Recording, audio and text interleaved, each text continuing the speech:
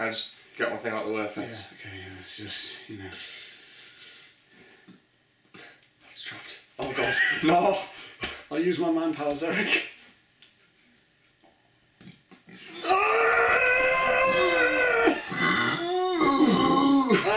Oh my god, it worked. Come on, Eric, we don't need Mystique.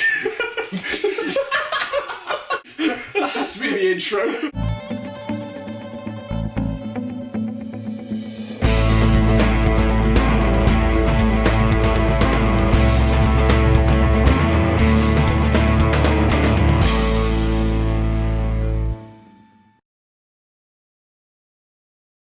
Hello everybody, I am Oscar. And I am Will. And this is your first video review on the Heel Pictures channel. You've been a part of Heelcasts. Yep, done nothing. And you've reacted to Prisoners. I think that's your main contribution to this channel so far. That's it, yeah. So this is going to be a pretty late review of X-Men Days of Future Past, but we do assure you that we did see the midnight showing of this. It was a double bill feature. We saw X-Men First Class, which led up to midnight into Days of Future Past. Which was in 3D. That was a first to me. It was my first double bill. It was my first 3D screening as well. So this film is directed by Bryan, who is the director of the first two X-Men and a few others we just don't want to really talk about. Superman Returns. No. But he also directed Usual Suspects, which is claimed as one of the best films ever, and it's a pretty good film. And this film starting enough everyone that you know and love from previous X-Men films, such as Hugh Jackman, Patrick Stewart, Ian McKellen, James McAvoy, Michael Fassbender. Your favourite. Michael Fassbender, yes. Oh, no. Peter Dinklage. Ellen Page. Oh, Ellen Page, yes, he's in it. My favourite as well, Jennifer Lawrence. Jennifer Lawrence reprised his role as Mystique.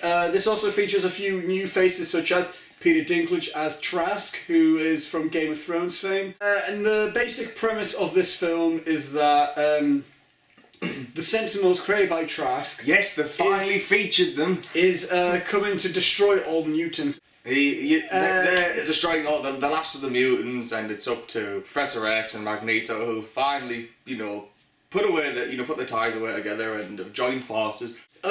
And Wolverine has to go back in time through his conscious, go back into his younger self to try and get everyone from the past, such as young Magneto, young Xavier, has to try and settle their differences to stop Trask from creating the Sentinels, which would eventually destroy mutants, or try to. Yeah.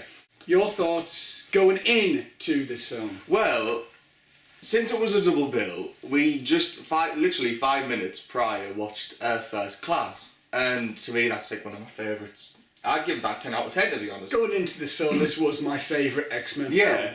So then the 5 minutes leading up to Days of Future Past, I was just psyched for it, and then seeing the introduction and I can't really describe. It was like a euphoria of happiness. It was just I was enjoying the credits. I was just enjoying the minor parts of this film. It was really good to me, and obviously I thought it's going to be Hugh Jackman, James McAvoy and Fassbender and Jennifer Lawrence in one film.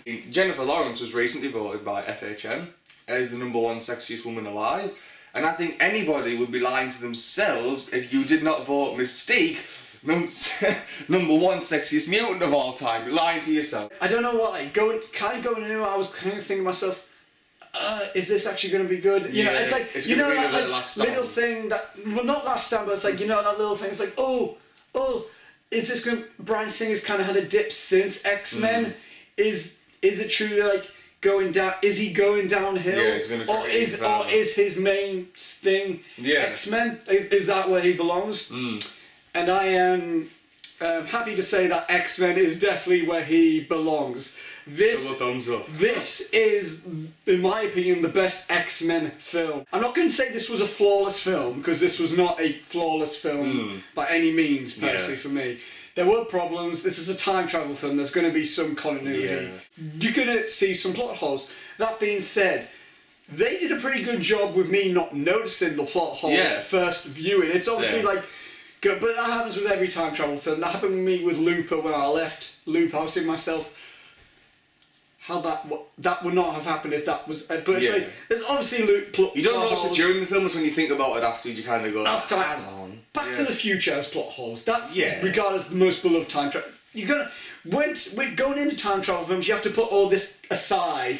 I want to say that the acting great. I thought it was super. I mean, I don't need to mention Hugh Jackman as Wolverine. That's just like at this point saying Robert Downey Jr. as Iron Man's good. Yeah. You just don't need to say it's good. Peter Dinklage was great. What I loved about Peter Dinklage in this film, he's a small guy, but that's not brought up in any way.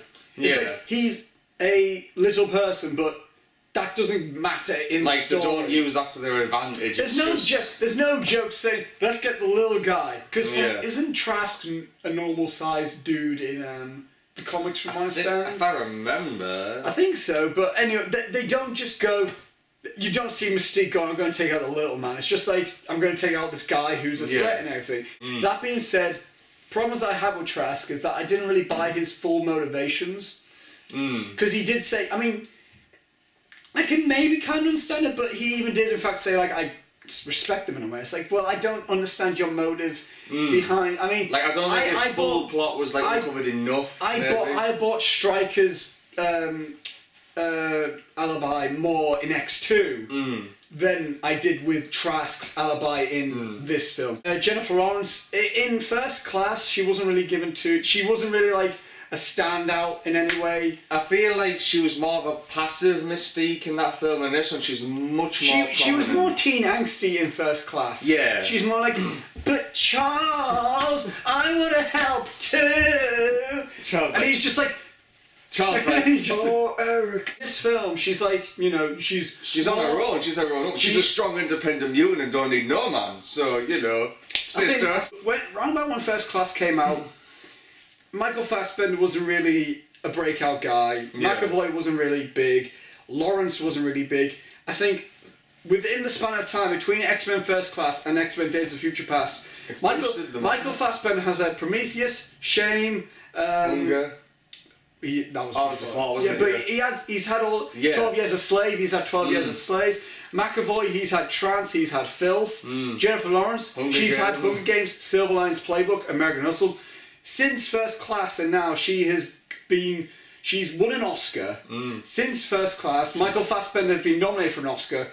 They've really developed in their acting chops, and I do stand by this, and I truly do think that from seeing X-Men First Class to now, McAvoy and Fassbender were easily the best parts in First Class, and they were definitely the best actors in this film. I mean, Hugh Jackman was good, but I mean, the focus of the story really is more on the relationship still between Charles and Eric. Same thing in First Class. You see each of their points. You see why Charles is mad at Eric. You see why Eric is mad at Charles. You see Eric's motivations. You see Charles's motivation. You see it's very unbiased. Yeah, exactly. Towards the two mutants, because obviously the only truly bad guy is Trask. But then, obviously, you do see that Trask is still the bad guy, but you're still in the back of your mind you're contending with what the hell's Eric gonna do? What's Mystique gonna do? And when you see Days of Future Past, good lord, what even is Charles going to do? Definitely, And I mean that was a nice twist on the perspective of Charles that I thought that Days of Future Past provided. Acting overall I think was just, I mean, I truly do think that Fassbender and McAvoy did bring truly great acting chops to I mean, Wolverine, Hugh Jackman's Wolverine was great. Yeah. Ian McKellen and Patrick Stewart, they were great. That was brilliant in that film, But honestly, like, I'm going back through the series as well, but honestly, I truly do think that this might be kind of blasphemy to say, considering Patrick Stewart and Ian McKellen are in the same franchise. McAvoy and Fassbender on a completely different level. They're almost now the definitive version. If someone said to me, hey, Michael Fassbender's been nominated for Days of Future Past for Best Actor, I would not be surprised at the song, because I was like, good, he's in the same level as he was in 12 Years a Slave. If someone said to me, McAvoy has been nominated, I'd be like, not surprised. Great, I'm not surprised. McAvoy's on the same level as someone like Matthew McConaughey does Buyers Club in this series. It's like... I mean, even McAvoy was saying, they asked him like how he got his portrayal of Charles across, and he said, I think, I'm not exactly quoting, I'm paraphrasing, that he just imagined that nobody else had Yeah. played Charles Xavier only other than him. Even with the scenes with Patrick Stewart, he just thought, this guy's not played it, it's only me. And you can really see that across. They're different people. Acting overall, great. Fantastic. Love it. Technical side of things, this is going to be where I step in a bit and be like, right, move out the way. Hands up. As I said, Bryan Singer's return to X-Men. Essentially what he's done. But literally Singer just busts down the door, move out the way, cheers Vaughn, poof, here's what I'm going to do. And he has just topped himself. I mean, because Matthew Vaughn did a great job with X-Men First Class, you know, just kind of said, you know what, no, X-Men's still alive after Wolverine, like Origins Wolverine, said, you know what, we're still doing good. And, you know, James Mangold and Wolverine, you know, who directed Wolverine, said, you know what, no, let's keep Wolverine alive a little bit more, he's, you know, still a cool character. And Bryan Singer literally comes back and says, I'm going to put everyone together and this is how I'm going to do it. And he does a great job. This is almost like on the level of Avengers for me in the way that one character is not the main character. No, it's an ensemble cast, isn't it? If I had to put a one main character to it, it's mainly, again, Xavier and Magneto. Yeah, but it's the... And that's much credit to the writing, given much, you know, great writing. Singer with a great directing, and I mean, the opening fight scene was so good. That was amazing. It made me want to play Portal. Again, I was like, I want to do to that. To me, the best part was obviously that they brought the Sentinels, you know, fan service for the win, so... Yeah, but all that was great. We forgot to mention one guy, Quicksilver. Yes, Quicksilver. There was a lot of speculation about going into this because, I mean, there's going to be another Quicksilver in Age of Ultron, who is played by Aaron Taylor-Johnson, who looked like a better just look-wise. Yeah, he looks more like the comic book character. And then everyone saw this Quicksilver and everyone was like, what, why did they make him look like this? He was on it. Yeah, I thought it was great. Exactly, he was funny. Quicksilver was great. I want to see more of that portrayal of Quicksilver. I'll be interested in seeing how they do it in Age of Ultron. Yes. I would, yeah. And I'd like to see how they pursue the relationship between him and Scarlet Witch as well. In Age of Ultron, yeah. Yeah. The soundtrack was very... It felt like a Dark Knight soundtrack, in that it wasn't fantastical, it wasn't superhero type of deal. It was very kind of grounded and realistic. It fit the situation. A moment that was happening at the end, a moment where something horrific was happening during the end. The soundtrack really lent to it because I was like, yeah. I was like... one other thing. Is there an end credit scene to it? Yes, a very, very end credit scene to it. I almost screamed in the cinema. Should you stick to watch it? If you are if you are knowledged within the X-Men world, if you don't know anything, if you only know about the films and that's the only education you've been given about the X-Men lore, if you haven't watched the cartoon series, if you haven't read any comics or anything like that, or played any of the games, I would say don't bother. You will not get a single thing about. You will not understand what this is about. And personally, it might be a waste of time for you just sticking through the entire credits. But if you've seen it, you're a fanboy so much. But if you know about, dude, it was one of those moments. Yeah, it was one of those moments. Literally, jaw hits the ground, your eyes are on star. Overall, what's your rating it? Thumbs up. Thumbs up? Definite thumbs up. For me, thumbs up. It's so far definitely my favourite film of this year so far. It's the only film that you've seen this year. So, yeah. But yeah, this is definitely my favourite film this year so far. It's fun and it's dark. The best summer blockbuster this year so far. Yeah. We still got Dawn of the Planet of the Apes and Guardians of the Galaxy, but I can't see this changing, honestly, to be fair. Captain America and Amazing Spider-Man 2, those were fun flicks. Godzilla was very dark and realistic. This was fun and dark and realistic. It was the perfect mixture between those two. If you're an X-Men fan, go and see it. So now we're going to be talking spoilers for X-Men Days of Future Past. Spoiler time. Is that where do you want the text, Will? No, that's my alarm bells going off for spoilers. Okay, and the text will be there then. Yeah, it'll be like somewhere there. Use your force, Magneto. That's like when you play with a cat's arms. They all die. No, I'm joking. Almost. They almost all die. They almost all die. And that's, they almost all die. And that's the moment I was on about. Yes. With the soundtrack, and the moment where the Sentinels are literally impale Storm. Yes. Bishop's just like, blah. Yeah, I can't remember. Don't they rip someone's head off at one point? I think... They crush... Pyro's head off? They crush... What's his name again? Silver guy. Oh, Colossus. They literally crush him and they just like a piece of tin foil. The most heartbreaking and harrowing moment though is when Magneto is in, the older Magneto is trying to like buy them more time. Magneto gets killed. He gets impaled. And he literally sits there with Charles, Professor X, and he's Charles floats over and he's like, all these years we've been fighting, and it was just, honestly, it was just such a teary moment. But they did what friends do, and they just shook hands. They never went, my brother. Yeah, they just went. It was respectful. It was like not like respect, but it was like they were respectful of each other. It's like, you know what?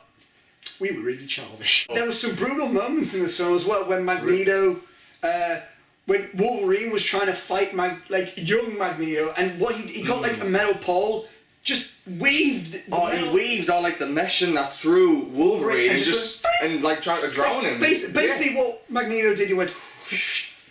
To me, and I don't know if we're going to talk about the ending yet or not. Well, spoilers. We can just. All the spoilers. And this is my opinion. I thought the ending was a little bit weak, to be honest. Okay. Because it was kind of like everything's back to normal again. You know, Jean Grey's alive again. Yay! Cyclops. Yay. Cyclops. I was to me, when I saw Jean Grey, I was like, oh, we're gonna go through this again. I don't know, to me, if they just need a better actress for Jean Grey, I Jensen, I can't warm to her. Yeah, it's like, Taken, I don't know why, it's just her, yeah. Just her as an actress. I mean, I thought... but to be fair, Scott Summers Cyclops. Oh, dude, yeah. You know, that's not the actor, that's the character. James Marsden, I think. He's a good Cyclops. He reminds me of the comic one. Exactly. And the animated series one, to be honest. Yeah. I thought, to me, I just thought, because it's kind of like, happy ending. I thought that, to me, that was why, if it was out of 10, it would lose at 1 point, because I thought the ending was, I was kind of like... What I'm interested in is that when they retrieve Wolverine from the ocean, right? Yeah. It's like Stryker said, I'll take care of him. And then you see the eye, so it's Mystique. So Wolverine's permanently going to have bone claws then. Yeah. Because he didn't get to see Stryker, so he doesn't have the adamantium skeleton. Does that mean he's just going to permanently have bone claws? Probably. That's one thing. It's a good idea, though. Here's what I'm going to be nitpicking about now. I'm going to do the little nitpicky things. Unravel. Yes. Weave. I don't see how they got from the apocalyptic present time... That is X-Men Days, the beginning of X-Men Days of Future Past, from the normal civilized after credit scene of the Wolverine. The Wolverine, you didn't see the Wolverine, but the Wolverine led it up, and it wasn't this apocalyptic world. Wow. But even another thing is that at the end of Wolverine, what happened was it's like, it's not too much spoiler for Wolverine. Yeah, but anyway, it's like you've seen X-Men Days of Future Past, but it's like what happened was when Wolverine got his adamantium skeleton back in Wolverine, when he fought Silver Samurai sliced his arm off. Of course his arm healed, but he got bone claws back again. At the end of Wolverine, he had bone claws. At the beginning of Days of Future Past, he had adamantium. Bryan Singer was working on Days of Future Past around about the same time Wolverine was getting filmed, so maybe he didn't have enough time, They were very close to filming, so I don't know, maybe. But it's like little nitpick things, and as I said, I didn't really buy Trask's motivation too much, because it just felt like he was like, I feel like doing this. Nah, do you know what? It's a Saturday. Yeah, I'll just... As well, kill all the mutants. I just want to mention the fan service right at the end of the film. That's going to lead on to the new... Oh, the end credit scene. Apocalypse. Ansabanur appears at the four end. Horsemen of the Apocalypse. Yes. What's interesting is that he's a very skinny Apocalypse. Yeah, it's when he's young. It's when he is Ansabanur and not Apocalypse. He's building the pyramids. Yeah, to me that's... Because at first I thought it was Magneto, and I was like, that's really strange. But then when I saw the blue lips, and I was just like... Here's why I wish that, I mean, you did not know anything about the film, the Apocalypse film until you told me, so... This was announced a few months ago that they were making an Apocalypse film. I truly wish if they didn't announce that until After DVD that. maybe? Yeah. Until DVD, you know, to get everyone a chance to, you know, it would have been cool, you know, to... Yeah, it would have been really be like, cool. No! Oh my god! Apocalypse! Apocalypse! Because that's honestly the moment, like... That's the moment I had when I saw that. Because I remember watching the cartoon and seeing the Apocalypse episode. Yeah. I remember thinking to myself, I was like... I'm wondering if they're going to do Apocalypse, then I wonder if he'll have his sidekick, Mr. Sinister, as well. So that's something I'll look forward to as well. And, dude, the one close... We talked about Quicksilver a bit. Yes, this little reference. The one scene. Which we didn't get. Oh, no, okay, I'll talk about my other... But yeah, because we complain about the fact it's like, wait, they had one chance. They had the opportunity to say that he was his son, and they didn't do it. And then what happened was, it's like, because when Quicksilver went in the elevator and he went to Magneto and went, so, what's your powers? I can bend metal. Huh. My mum knew someone who could do that. Yeah, and then he just had a look, it's like, and I was like, mistakes. JFK's a mutant? Yeah. That's awesome in a way. I was like, what's this power? Oh no, I didn't have sex with Marilyn Monroe. The one scene I was on, I mean, we saw him move, like, first when he's like, you don't see him like go, he's just there. It's like, it's almost like Nightcrawler, but instead it's like time slows down around him. No, I'm on about like before we see it. Sorry, I see what you mean. Yeah, we're just moving really fast. But the one scene that literally was like, it was cheesy grin time. It's like when everyone got caught and it was like everyone fired bullets. Time slowed down. Quicksilver put his earphones in, his goggles on, and you see everything just slows down because he's running fast, and you see him and he goes like moving bullets, and he just goes like boop to one guy and just goes, it's all like it's like the slow-mo guy's dream, you know. Yeah, and he moves one guy's gun, he moves it as if he's going to punch himself. He moves two guys' guns to like, and then he just goes round Eric and Charles, just going, moving the bullets, and then he goes, and it just all happens so light and fast. It's like something in a video game, just but that was honestly such a cool scene, and I'm so glad that they didn't milk Quicksilver throughout the film. He was in it for that section. Move on. Yeah, leave us wanting more. Move on to Mystique. Yeah. Move on to giving us something about Trask. Yeah, and the Sentinels and all. Don't make it heavy on Quicksilver, although we would like a Quicksilver film. Maybe not, actually. I say that now, I'm like, wait. We said we wanted a Wolverine origin, and no. But yeah, and what the hell did you do with Deadpool, guys? But anyway, Gambit. Honestly, that was such a cool scene, and that was. Even as a kid, you just imagine thinking to yourself, like, imagine what it would be like seeing times, like from the Flash point of view. And then we don't get Flash, but we get Quicksilver, which is sort of an aspects thing. And the actor was just funny. He was great as fantastic. He was just great as Quicksilver was a great character. I wasn't all that fussed on the Quicksilver character beforehand, so seeing this was really an eye opener. The way that they opened it was pretty cool. It's like when Wolverine met and Beast is not blue, and then you think to yourself, like, wait, what? And Charles even says... when they go back and Charles, before he even goes, Charles even says, I didn't have my powers back then. You think to yourself, wait, what? But he had a X-ray. And then and Xavier's walking, and you're like, wait, what the hell? But it's like, But it's like, it's those moments which are like, I know this doesn't make sense, but we're going to answer it now. I kind of like those moments. As you're watching it, you're like, I'm not liking this. This is now a white. And this helps, I think, that we watch First Class, because it kind of follows on that Beast has an antidote that kind of reduced what Beast tried to do originally, and then he made himself look like someone from Cats. Which is why I'm so glad they actually made. This is the one moment which I'm like, I'm glad they chose CG Beast over makeup Beast. Because in First Class, he did look like someone from a Broadway show. He looked like how I thought he was meant to look in the Grant Morrison E's for Extinction series. He looks, because he goes more like feral. But in Days of Future Past, he looks buff, and he actually, he looks... He looks more like, the Benicio del Toro Wolfman. Yeah. Here's some of that, though. That's another bit of a continuity error. Oh. What happened was Charles Xavier went up to Wolverine and said, "Oh yeah, I do remember you. He approached you. I'm going to tell you what you said to me. F off." In fact, he did not say F off back in the time. Oh, he said go F yourself. Yeah. You can read minds, Charles, but you can't do that. Really, Charles? Really? Really? Really? Oxford? Really?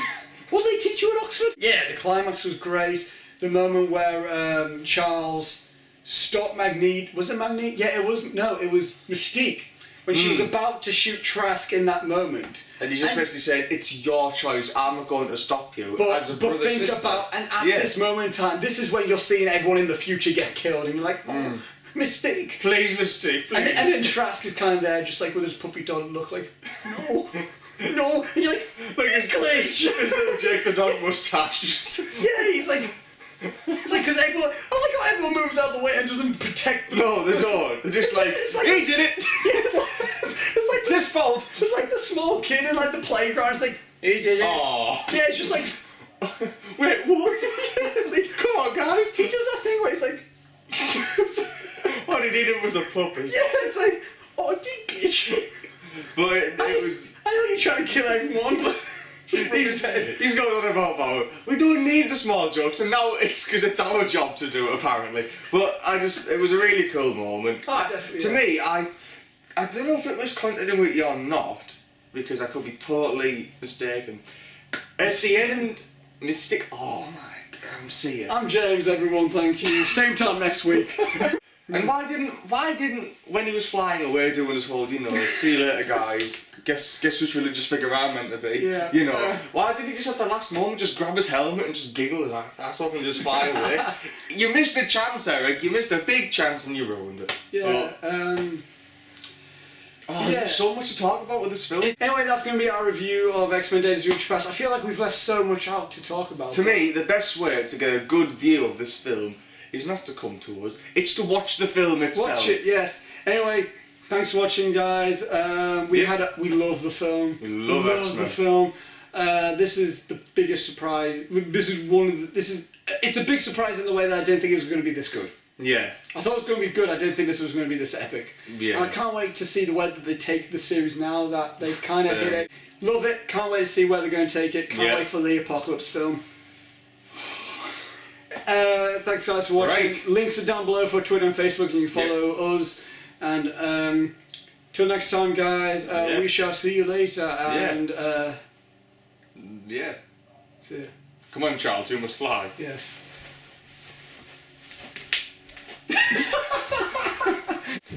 Down, down, down, down, down, down, down, down, down, down, down, down, down, down, down, down.